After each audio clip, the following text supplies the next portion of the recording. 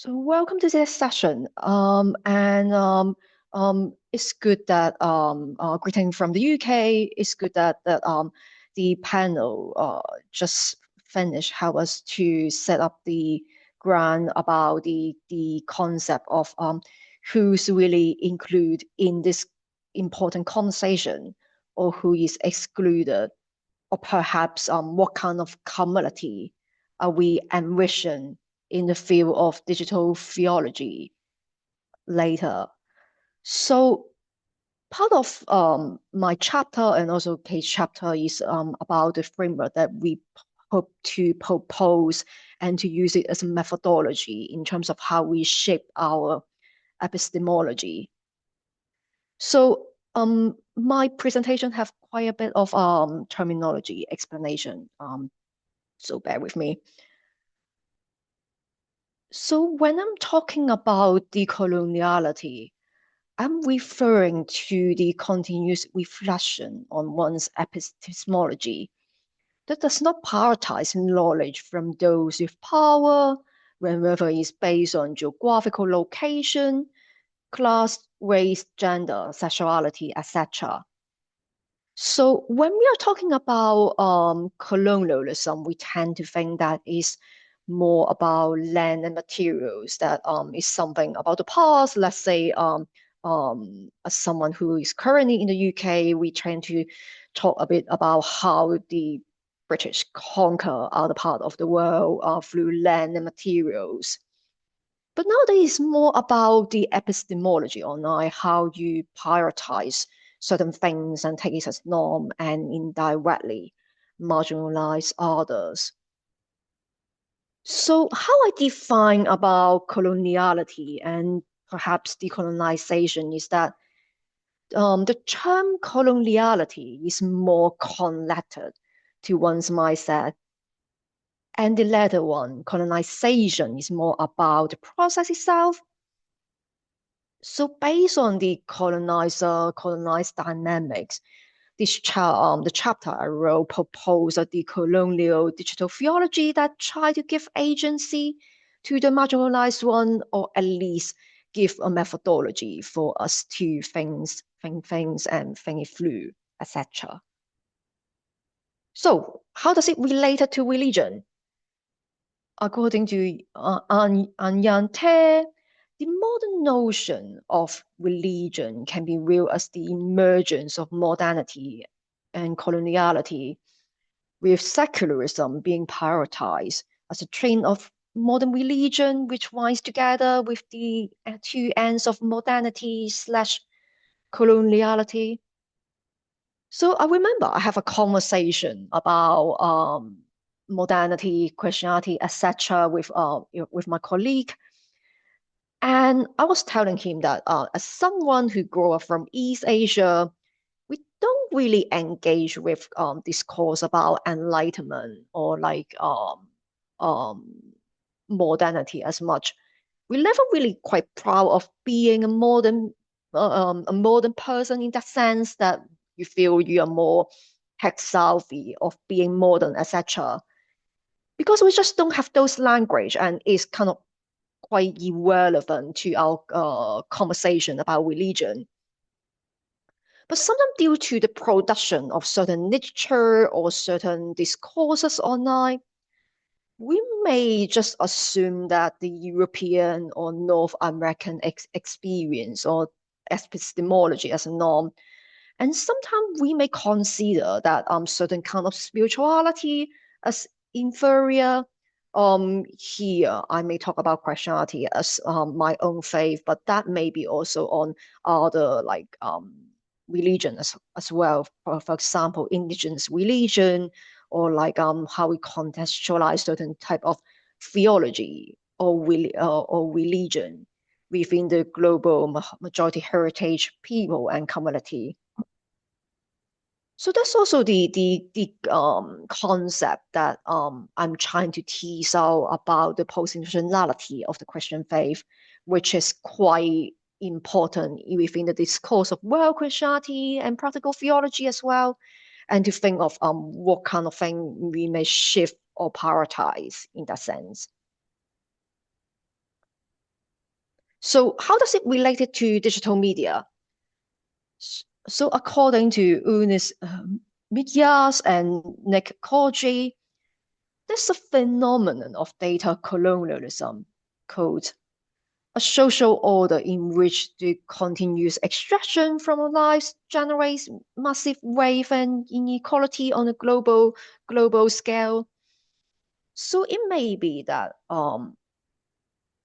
or is already happening that this kind of colonialism indirectly propose material gain or capitalism that may prioritize certain type of people or epistemology.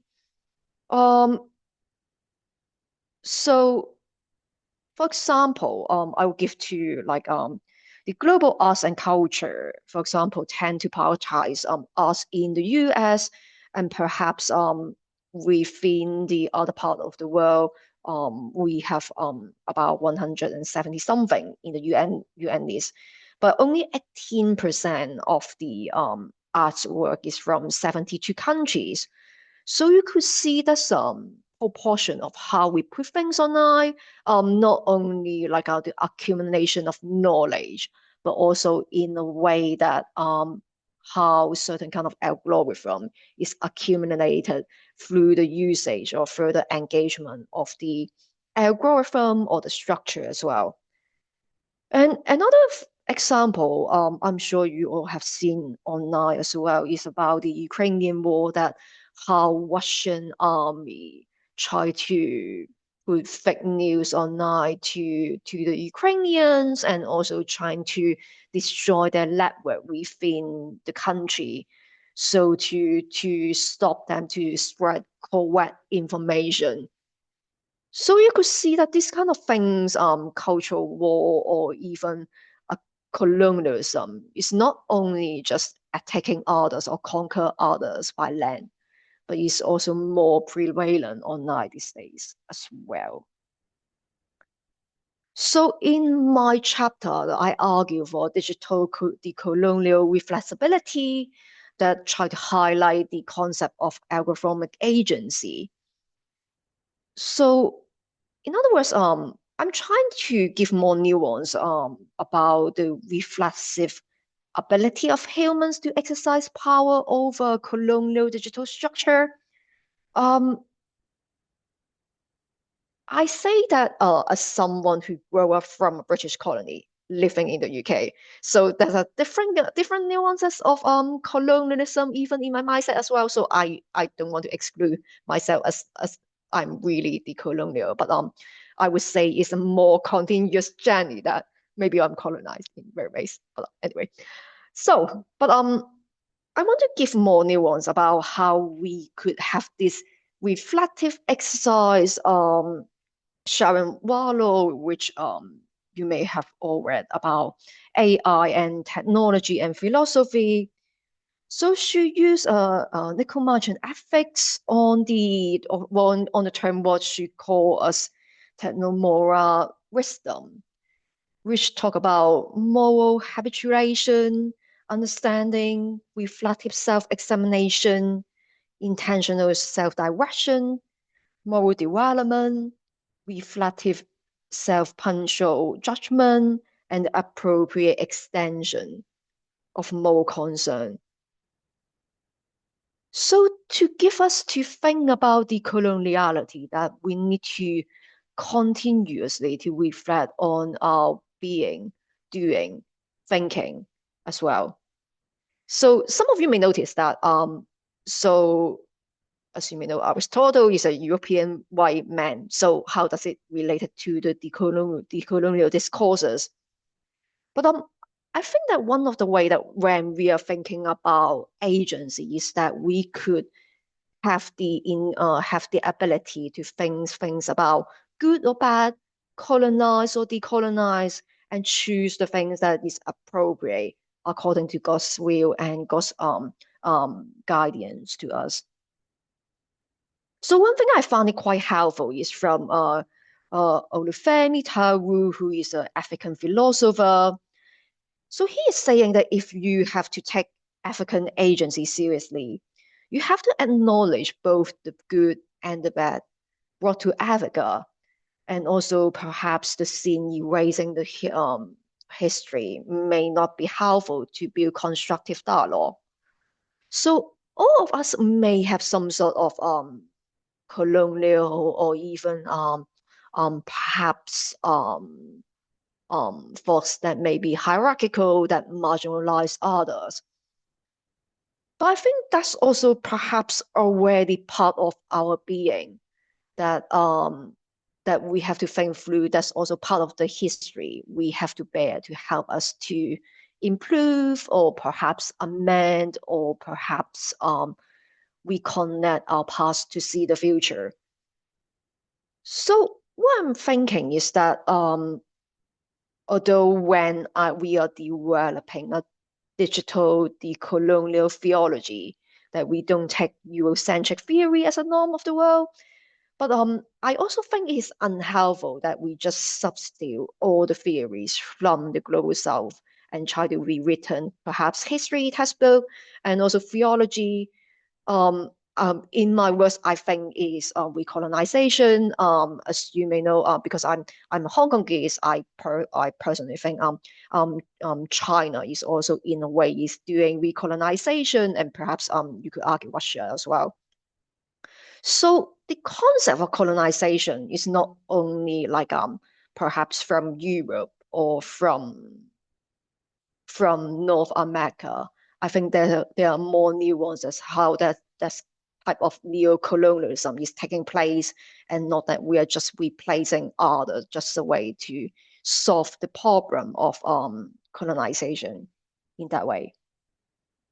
So methodology. So what I propose a methodology is within Branham Gibbs of reflective cycle. So if you are teachers, researcher within the higher education, you should be very familiar with Branham Gibbs model of reflective cycle. One of the things that I find it quite helpful is that it helps to describe what kind of things that we see, description, and also describing what's happening, what we're feeling, how we're trying to evaluate or analyze of the situation, and what kind of actions that we would like to propose if we want to change things differently. And in a way, I'm also employing Mustafa, Ambibaya, and Mish terminology in terms of the agency of the past, present, and future. Because I think it's while acknowledge our coloniality, that's also perhaps with earlier presentation, we are talking about an imagination and creativity, that how we could change things or do things differently in that sense to be more, to give a more just and fair world. So with reflective cycle. So our digital actions are oriented by our past and the judgment we make in the present, which in turn shapes our future. So here I'm talking about the three steps, the past, iteration, future, projectivity, present, practical evaluation. To think about coloniality, we have to describe the phenomenon of colonial mindset that may indirectly marginalize someone online, name the feeling and thoughts about certain colonized incidents. And for future, what kind of thing we think is decolonial in that way? What kind of things that what God called us to be or to do? I actually here in my chapter I quote a case um book on digital society and Christian ethics. So for present, to practically evaluate someone's action or reaction, to take alternatives, and considering the dilemmas of improved actions and the cause behind. So it may be that, let's say, if we think, for example, and many academics now they don't use X because they think it's um, the ideology could be quite harmful. So when we are thinking about alternative platform per se. Are we using Blue Sky, Instagram, or LinkedIn, or are we perhaps trying to produce more discourses in X to generate knowledge to become a more just and fair platform? So in closing, I'm also wanting to touching a bit about algorithm resistance, which according to Tiziano Bonini and Emiliano Terere, it means a process of ongoing negotiation of algorithms rather than a solution to the power of platforms. It may be that sometimes we just couldn't really change the platform that easily, or if you're not an engineer in those company, you basically don't have a say of how those algorithm works. But we as individuals, or I would say from earlier panels about the digital theologian communities, we could choose to embrace coloniality construct by work perhaps against this ideology or utilize the platform to create alternative dialogue to God. So one thing I find it perhaps more a more visual um, explanation is that as I'm sure many of you have drank boba, or in this country in the UK we call it bubble tea.